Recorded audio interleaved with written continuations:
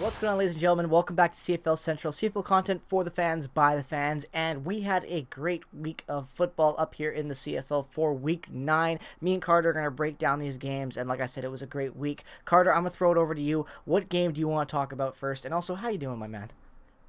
Well, first off, I'm doing good, but before we go any further, we got to talk about today's sponsor, which is BetStamp. Now, BetStamp is not a traditional sports betting website. It does not offer you one money line. It will actually offer you many money lines from a variety of sources and other betting websites, so that way you can make the most for every bet you make. So make sure when you download it from the App Store, or if you use the link in the description below to the website, you will use code CFL Central, so that way they know that you're coming from us and you're saving money. So that way you can make the most out of your bets and get the biggest possible payout instead of whatever just your app will offer you. So thanks again to BetStamp for sponsoring this video. Let's get back into it.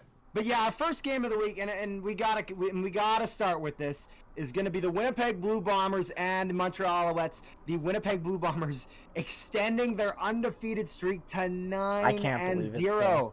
Now, Montreal puts up a decent fight here. That is until the fourth quarter, where the Bombers really ratchet it up. Now, Montreal does put up a touchdown in that fourth quarter. However, it doesn't stop. Like, they may have put up one, but they gave up 21 points. They gave up 3, so it doesn't really matter. Exactly. But this is just another example of, the Bombers got off a little bit to a slow start to this game. However, they sure as shit finished it. So, yeah, this is just who's going to be the one to do it. At this point, Absolutely. I would say, though, that this wasn't a perfect game. Money lines are getting even crazier week by week. I would say that this wasn't a perfect game. Like, Claros went 57% completion, 15 for 26, right? The 210 yards, 2 touchdowns, 3 interceptions. He had that good long 41 throw, but let's be real. This was not a perfect game for the Bombers, and I think what this game really encapsulates well for the Bombers, and if you're a fan of the Bombers, looking at what they are at this point, being 9-0, I really think this game sets the bar for how well this team is built, and we already knew how well they were built, but just seeing a game where Claros can struggle a little bit, throw 3 interceptions, and you still win by a score of 35-20 shows how deep this team really and truly is. Absolutely, and in terms of that depth, it's also great seeing a guy like Drew Wolotarski had a massive game this game. Absolutely. Guy you talked about a lot in the offseason. Reminder that, Agadosi and Ellingson are still out. I was saying there was a guy I've been talking to who's been doubting me a long time. I'm not going to name names. It's not you, Jake. Don't worry. But he was telling me, the Bombers should be concerned about their receiver core going into this year. Losing Lawler's going to really hurt.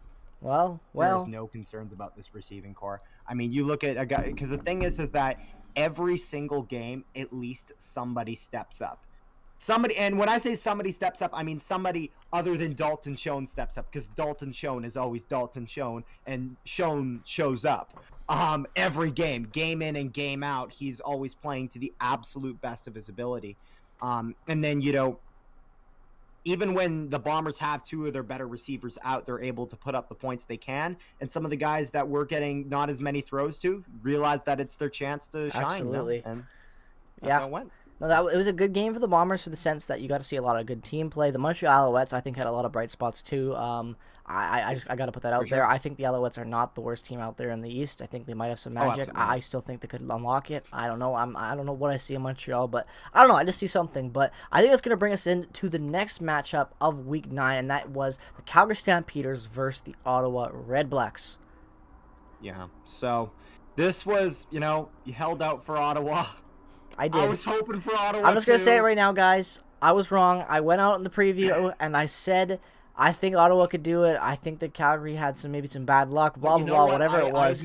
Doesn't matter. I admire you for taking them, though. You know what? I trust my gut. Even when it's wrong, I still trust my gut. And I thought Ottawa could pull it out this week, and they didn't. They lost 17-3. No. Very boring, lackluster game from the Red Blacks. Not even much to talk about here.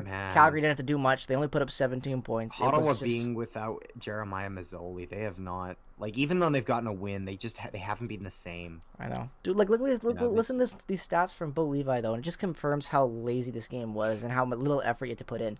13 for 27, 48%, 5.1 on average. 48% completion rate. He had no touchdowns, one interception. He had 50 yards less than Nick Arbuckle. I know. And Nick Arbuckle. Dude, the only thing Nick Arbuckle had more was interceptions, just by one. Am I the only one who actually wants to see Jake Mayer a bit more? Dude, absolutely.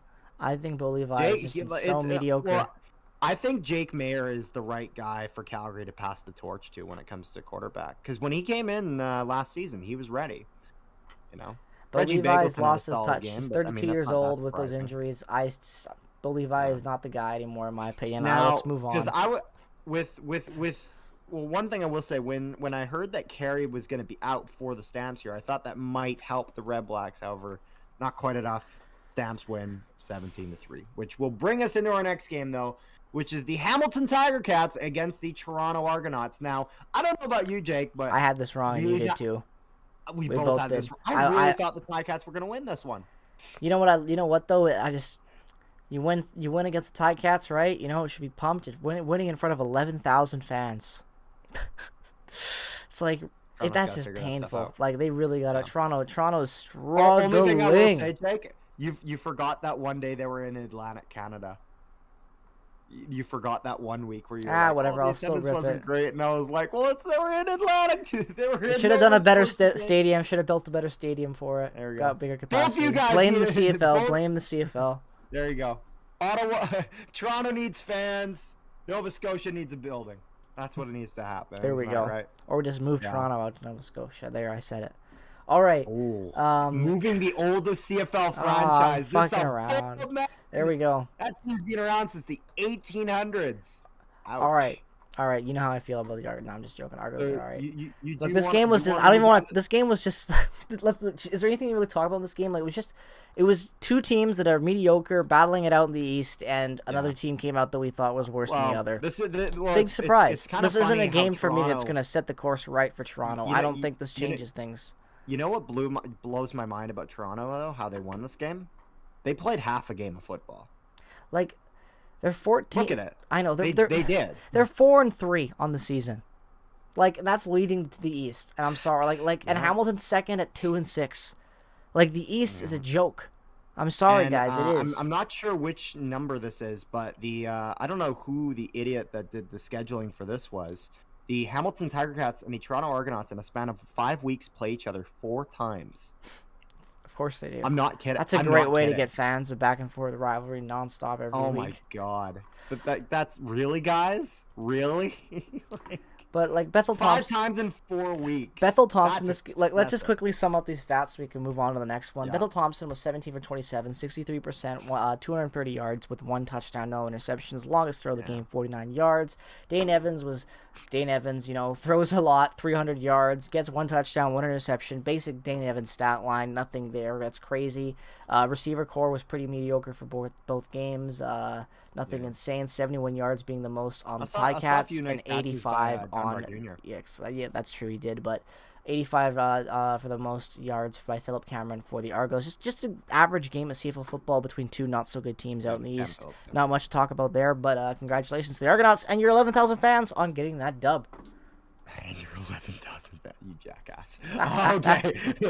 Moving on to our last game of the week. It was the only one that wasn't actually a football game. It was actually a slaughterhouse that was in typical BC. of what we saw at the start of the season, I didn't know week that 1. they had those in BC, but it turns out that they do.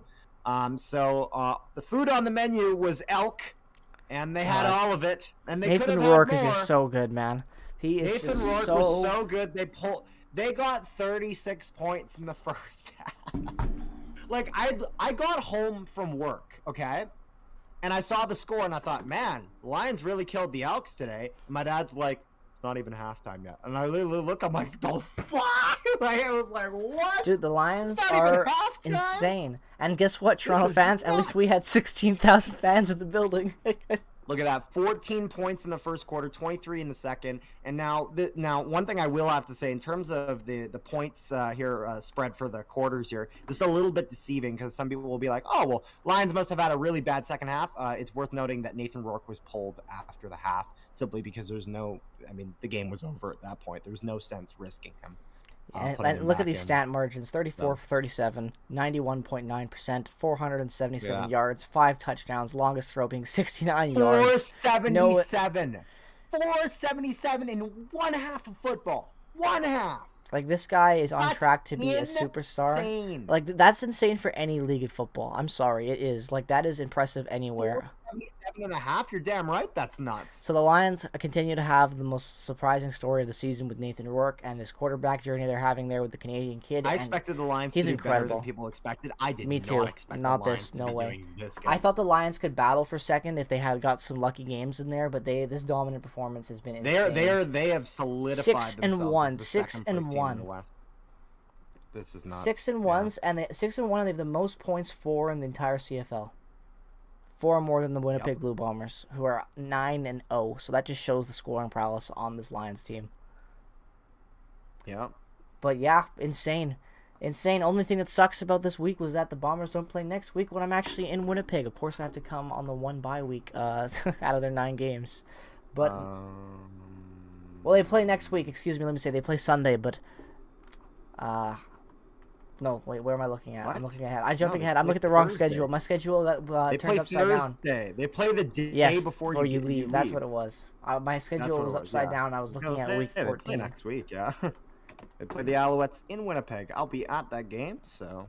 Well, nonetheless, ladies and gentlemen, let us know your thoughts on what this week was. It was a pretty good week, like we said. Let us know what your favorite matchup was and favorite moment down in the comment section below. Thank you so much for watching. We hope you enjoyed. Make sure to drop a like and subscribe as always. Tell us what your thoughts were down in the comment section below. Have a great rest of your day. Peace, love, and positivity as always from both me and Carter. To see you guys in the next one. Goodbye.